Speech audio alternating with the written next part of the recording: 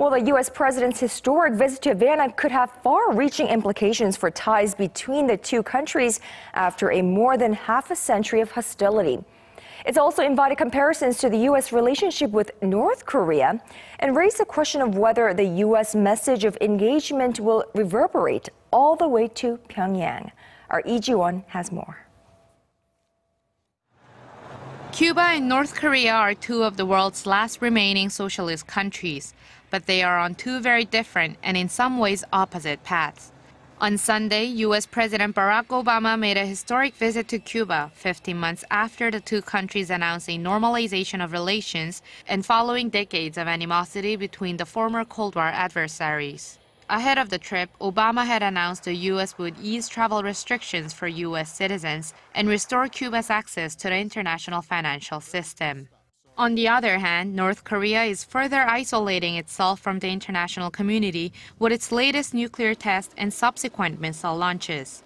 It is hoped that the latest sanctions by the UN and individual countries, including the U.S. and South Korea, will go some way toward making North Korea change for the better. But missile launches in recent days have cast a shadow over those efforts.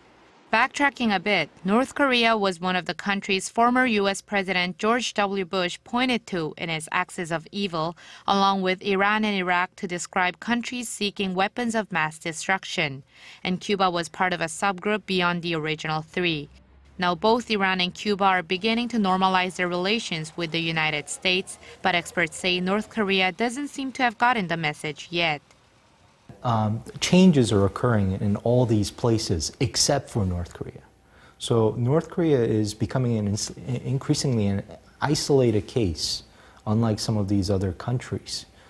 I think it sends a clear message to North Korea that the United States is willing to negotiate with some of these states if the North Korean regime is willing to give up its nuclear ambitions.